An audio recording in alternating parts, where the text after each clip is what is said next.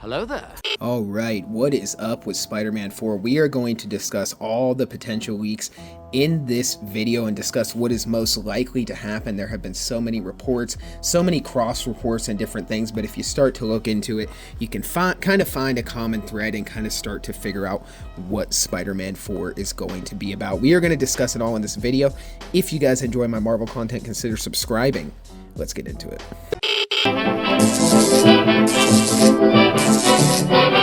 The Atomic Affair.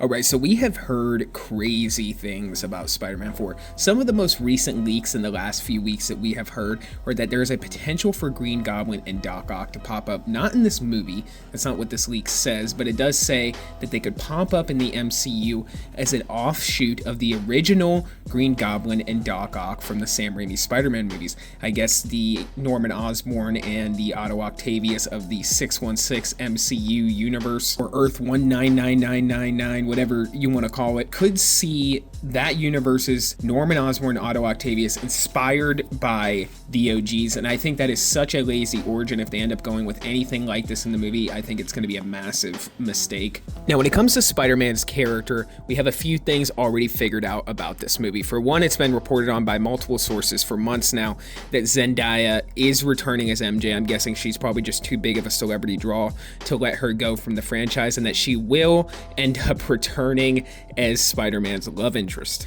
Now guys, I know we all want the real Mary Jane Watson, we want to see Gwen Stacy, but you can't be too surprised because this is what was teased at the end of Spider-Man No Way Home. I feel like it was the one last aspect of comic accurate lore that we wanted to see change. We really want to see the proper Mary Jane Watson or the proper Gwen Stacy introduced in this movie series, but it's not looking like it's something that's going to happen. Now, while the characters could be introduced in Spider-Man 4, it seems like Zendaya is staying as the love interest. On top of that, it looks like Peter Parker is retaining the suit that he had at the end of Spider-Man No Way Home. I know a lot of people are worried about whether or not that suit is going to be replaced, and it's still too early to say that there won't be another suit that will appear in the movie.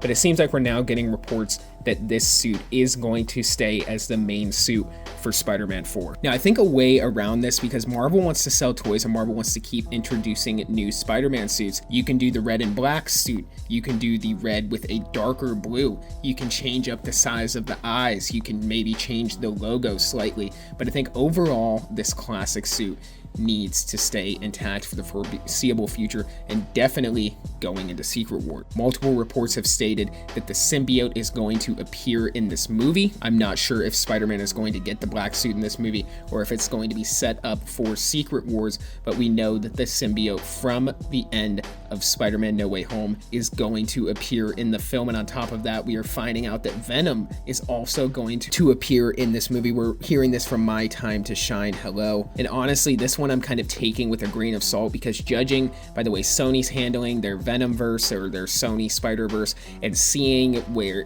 just how intense Spider-Man 4 is getting in terms of how heavy they want the plot to be, I could very much see, ironically, Venom be something that is like on the cutting room floor and that they end up removing from the movie. Even though in Spider-Man 3, way back in 2007, they wanted to force Venom in the movie, it seems like the opposite could happen in this movie. With so much going on, I could see them wanting to save Venom for Secret Wars. But as of now, the most recent reports that we have, this is from May 20th, says that Venom will be appearing in the film in some way, shape, or form, but he will not be the main villain. So what the hell is this movie about? I mean, there's just so many reports from so many different sources, but like I said, when you look into it, you can kind of find the common thread. And there's a few tidbits about this movie that we've already heard. So Daredevil could potentially be a co-star, and Ant-Man could be the big MCU guest role, similar to Tony and Nick Fury in the first two films. We've heard Miles Morales is going to be introduced in this film. Well, it seems like Kingpin is not only going to maybe be the villain of this movie, or maybe not be the main villain, but he's going to be the overarching villain of this whole street level saga that they seem to kind of be building with this next Spider-Man trilogy. It says that Mayor Fisk is going to be continuing his crusade against the New York City vigilantes and hiring supervillains to hunt down superheroes. Scorpion will most likely be one of them. A mob war in New York City is an attempt attempt to fill the void in the criminal world left by Kingpin. Hammerhead is also kind of rumored to appear. Black Cat is rumored to appear. There's also rumors of multiverse shenanigans, so maybe we could find out about some sort of incursion going on in this movie. Maybe that's something that would be teased in the after credit scene, but whatever that is when it comes to multiversal shenanigans, I have a funny feeling that ties into the Symbiote and Venom pretty directly, and I feel like this is something that will happen at the end of the film or in a mid-credit scene or post-credit scene. This is the vibe that I'm getting. They're once again going to kick the can down the road with Venom. But they said over on Marvel Updates that Spider-Man 4 will feature returning villains from the home trilogy and will introduce new ones that haven't appeared in the MCU. Kingpin won't be the main villain of this film, but he'll be the overarching villain throughout this next trilogy. So when we have all these pieces of information, we can kind of get the idea of what Spider-Man 4 is going to be about. It seems like a lot of things are still up in the air and still kind of on the cutting room floor for guest appearances and how big of a role Charlie Cox's Daredevil will play or a character like Ant-Man could play. It seems like a lot of that stuff is up in the air, but the stuff that seems really solid about this film is that we could be seeing Spider-Man face off against a potential new version of the Sinister Six, a team of villains hired by the Kingpin to take out Spider-Man.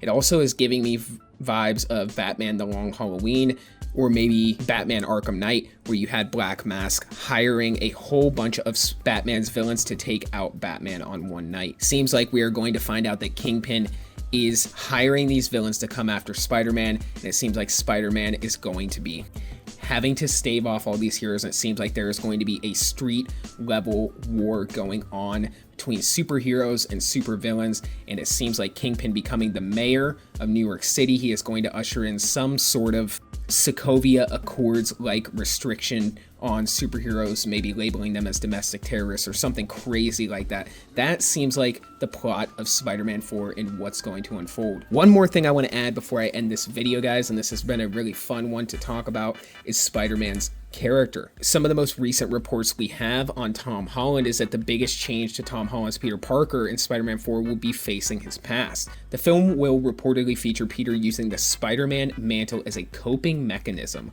while struggling with trauma, PTSD, and not being able to sleep due to nightmares. So all of this stuff sounds really good. It sounds like they put a lot of passion and care into Spider-Man's character, and it seems like they just seem to understand that he is just an anchor for the entire Marvel brand. Even beyond the Avengers, even beyond the movies, Spider-Man is just kind of a massive anchor for the Marvel brand in general. I think if Spider-Man goes down, then the whole Marvel brand is in trouble, and they seem to understand that. But comment down below, let me know what you guys think about all of these recent updates for Spider-Man 4, because we're getting a really good, clear picture of what this movie is going to be about, and we know it's going to be shooting in the fall, and it's either going to come out in fall 2025 or early 2026, preceding Avengers 5. So comment down below what you guys think about all this stuff, and for this video, that's all I got, guys. So until the next one, be safe and stay well.